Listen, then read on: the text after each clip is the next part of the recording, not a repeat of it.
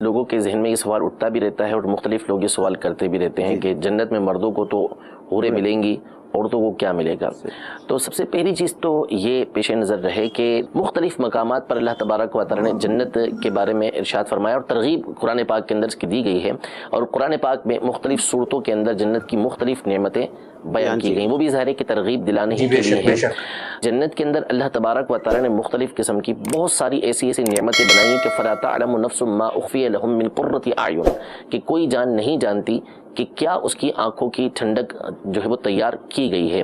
اور حدیث پاک میں فرمایا کہ جنت کے اندر وہ نعمتیں ہیں کہ نہ کسی کان نے سنی، نہ کسی آنکھ نے دیکھی، نہ کسی دل کے اندر اس کا خیال گزرا۔ پھر وہاں پر مختلف باغات، کھانے پینے کی چیزیں، یہ چیزیں اللہ تبارک و تعالی نے ذکر فرمائی، اور اس کے علاوہ پتہ نہیں کیا کیا نعمتیں وہاں پر ہوں گی۔ تو یہ ساری نعمتیں مردوں کو ملیں گی، عورتوں کو بھی ملیں گی، یہ نعمتیں اللہ تبارک و تعالی نے ذکر فرمائی ہیں۔ اب اس میں ایک نعمت بہت بڑی جو اللہ تبارک و تعالی عطا فرمائے گا وہ حور کی نعمت عطا فرمائے گا، اور جنت کی جو سب سے بڑی نعمت ہوگی وہ اللہ تبارک و تعالی کا دیدار ہوگا، کہ اہل جنت جب جنت میں پہنچ جائیں گے تو اللہ تبارک و تعالی ان کو اپنی بارگاہ میں بلائے گا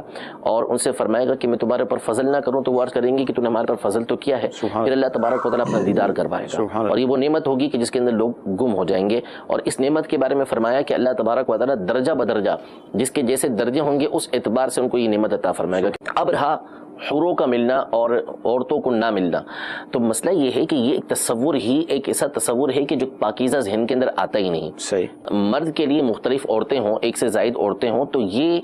تصور گھٹیا تصور نہیں ہے، یہ تو ایک وقوعی بات ہے اور ایسا ہوتا ہے اور ایسا ہو سکتا ہے، اور پاکیزہ ذہن کبھی بھی اس کی مخالفت نہیں کرتا۔ لیکن ایک عورت کے لیے ایک سے زیادہ مرد کا ہونا، یہ دنیا کے اندر ہی عورت جو سلیم الطبع عورت ہوتی ہے، اعلیٰ عورت ہوتی ہے، وہ کبھی اس کا تصور بھی نہیں کر سکتی کہ ایک سے زائد مرد کا ہونا، تو پھر اہل جنت کے اندر جو ہے وہ اس طرح کی بات کا ہونا۔ دوسری بات یہ ہے کہ جنت کے اندر اللہ تبارک و تعالی جو